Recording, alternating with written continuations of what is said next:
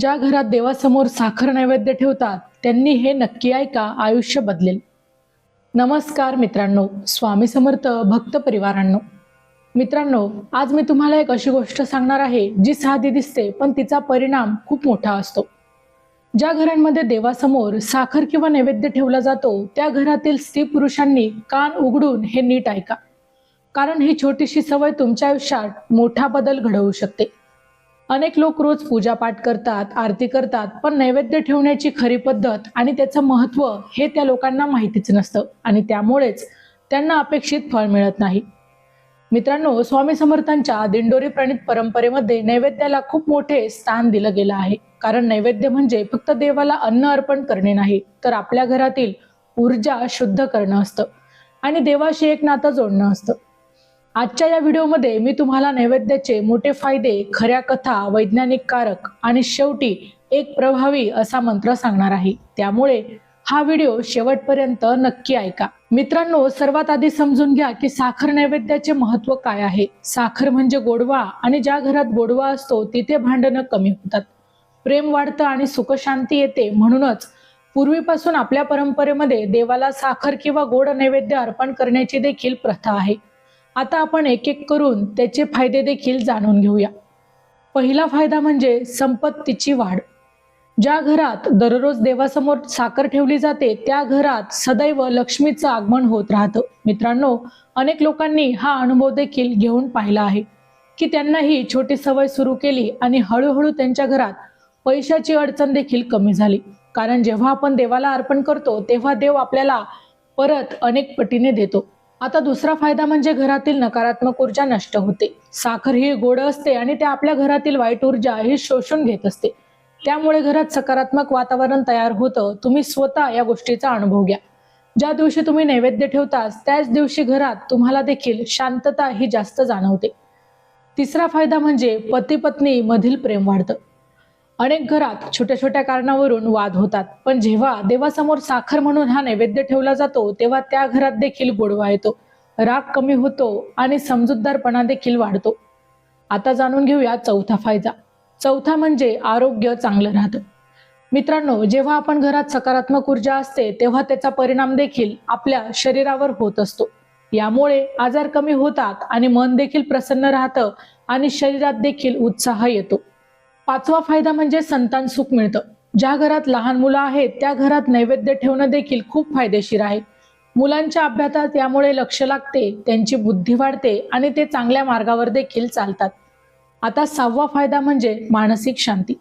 आजच्या धावपळीच्या जीवनात ताणतणाव खूप वाढला आहे, पण जेव्हा तुम्ही रोज काही मिनिटात देवासमोर बसून नैवेद्य अर्पण करतात तेव्हा तुमचं मन शांत होते, तुमची चिंता कमी होते आणि तुम्हाला देखील एक वेगळ्याच प्रकारची सुरक्षितता ही जाणवते. सातवा फायदा आहे व्यापारात यश मिळतं. जर तुमचं दुकान किंवा व्यवसाय असेल तर तिथे देवासमोर थोडी साखर ठेवून देवाला प्रार्थना करा. हळूहळू तुमचे ग्राहक वाढतील आणि कामात देखील प्रगती होईल. आठवा फायदा म्हणजे पितृदोष कमी होतो. आपल्या पूर्वजांची कृपा मिळते आणि घरात देखील अडथळे कमी होतात. नववा फायदा म्हणजे भीती आणि नकारात्मक विचार दूर होतात. रात्री झोपताना मन शांत राहतं आणि घरात देखील सुरक्षितता जाणवते. दहावा आणि सर्वात महत्त्वाचा फायदा म्हणजे स्वामी समर्थांचा आशीर्वाद. ज्या घरात श्रद्धेने नैवेद्य ठेवला जातो तिथे स्वामी समर्थांची कृपा ही कायमच राहते आणि ते घर कधीही संकटात एकटं राहत नाही. आता मित्रांनो, मी तुम्हाला काही खऱ्या कथा सांगणार आहे ज्या ऐकून तुमचा विश्वास अजूनच वाढणार आहे. पहिली कथा आहे एका बहिणीची जी खूप अडचणीत होती. तिच्या घरात सतत भांडण व्हायची, पैशाची कमतरता होती आणि मनशांती नव्हती. मी तिला एक साधा उपाय सांगितला. रोज सकाळी स्वामी समर्थांच्या फोटोसमोर थोडी साखर नैवेद्य ठेवा आणि मनापासून समर्थांना प्रार्थना करा.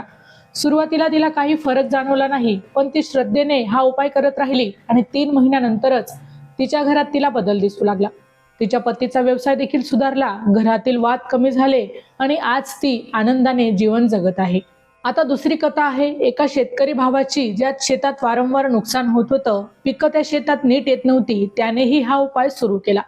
रोज सकाळी देवाला साखर अर्पण करून शेतात जायचं. काही महिन्यात त्याच्या पिकांची गुणवत्ता देखील वाढली आणि उत्पन्न चांगलं झालं आणि त्याचा देखील आत्मविश्वास हा परत मिळाला. तिसरी कथा आहे एका नोकरदार व्यक्तीची. त्याला अनेक वर्ष जे होतं ते प्रमोशन मिळत नव्हतं. तो खूप मेहनत करूनही त्याला यश मिळत नव्हतं. त्याने देखील श्रद्धेने हा साखरेचा नैवेद्य ठेवायला सुरुवात केली आणि 6 महिन्यातच त्याला प्रमोशन मिळालं आणि त्याचं जीवन देखील स्थिर झालं. मित्रांनो, आता थोडंसं वैज्ञानिक कारणही आपण इथे समजून घेऊया. जेव्हा आपण देवासमोर नैवेद्य ठेवतो तेव्हा आपण काही क्षण शांत बसतो, प्रार्थना करतो. यामुळे आपल्या मेंदूवर देखील त्याचा सकारात्मक परिणाम होतो, ताण कमी होतो आणि आपलं मन देखील स्थिर होतं. साखर ही गोड असल्यामुळे ती आपल्या मनाला आनंदाची भावना देते आणि त्यामुळे घरात सकारात्मक वातावरण हे तयार होतं. आता मी तुम्हाला काही सोपे उपाय सांगते जे तुम्ही लगेचच सुरू करू शकता. यात पहिला उपाय, रोज सकाळी अंघोळ करून स्वच्छ मनाने देवासमोर थोडी साखर किंवा गोड पदार्थ ठेवा आणि कमीत कमी 10 मिनिटे देवासमोर शांत बसा. यात दुसरा उपाय आहे, प्रत्येक शुक्रवारी विशेष नैवेद्य ठेवा, जसे की लाडू किंवा पेढे आणि स्वामी समर्थांची मनोभावे प्रार्थना करा. यात तिसरा उपाय आहे, पौर्णिमेच्या दिवशी दूध आणि साखर यांचा नैवेद्य ठेवा. यामुळे घरात शांती आणि समृद्धी राहते. चौथा उपाय आहे, घराच्या ईशान्य दिशेला देवघर ठेवा आणि तिथेच हा नैवेद्य अर्पण करा. पाचवा उपाय आहे, हा मंत्र रोज म्हणा, ओम श्री स्वामी समर्थ नैवेद्यम समर्पयामी. हा मंत्र तुम्ही कमीत कमी 108 वेळा म्हणा आणि पूर्ण श्रद्धा ठेवा. मित्रांनो, आता सर्वात महत्त्वाची गोष्ट म्हणजे श्रद्धा आणि सातत्य. तुम्ही एक दिवस करून सोडू दिलं तर त्याचा फायदा तुम्हाला मिळणार नाही, पण तुम्ही सातत्याने आणि मनापासून हा उपाय केला तर नक्कीच तुमच्या आयुष्यात बदल दिसेल. आता थोडं अजून खोलात जाऊन ही गोष्ट समजून घेऊया की नैवेद्य ठेवताना कोणत्या चुका ह्या आपल्याला टाळायला हव्यात. अनेक लोक घाईघाईत नैवेद्य ठेवतात, पण त्यामध्ये ते लोकांची भावना नसते. मित्रांनो, देवाला वस्तू नाही तर भावना महत्वाची असते. म्हणूनच जेव्हा तुम्ही नैवेद्य ठेवाल तेव्हा तुमचं मन शांत ठेवा. कोणताही राग किंवा नकारात्मक विचार हा मनात नेऊ नका. दुसरी चूक म्हणजे नैवेद्य ठेवून लगेच उठून जाणं. किमान काही मिनिटं देवासमोर बसा आणि त्या क्षणांचा अनुभव घ्या. तिसरी चूक म्हणजे स्वच्छतेकडे दुर्लक्ष करणं. देवघर आणि नैवेद्य ठेवण्याची जागा ही नेहमीच स्वच्छ ठेवा. मित्रांनो, आता शेवटी एक खास गोष्ट मी तुम्हाला आता सांगणार आहे. जेव्हा तुम्ही नैवेद्य ठेवता तेव्हा मनात एक संकल्प करा की माझ्या घरात नेहमीच सुख, शांती आणि समृद्धी राहो. हा संकल्प खूप शक्तिशाली असतो. आता या व्हिडिओचा शेवट करताना मी तुम्हाला या ठिकाणी एवढंच सांगू इच्छिते की आजपासून ही छोटी सवय तुम्ही देखील सुरू करा आणि काही दिवसातच तुम्हाला या गोष्टीचा फरक जाणवेल. स्वामी समर्थांची कृपा तुमच्यावर आणि तुमच्या कुटुंबावरही कायम राहील.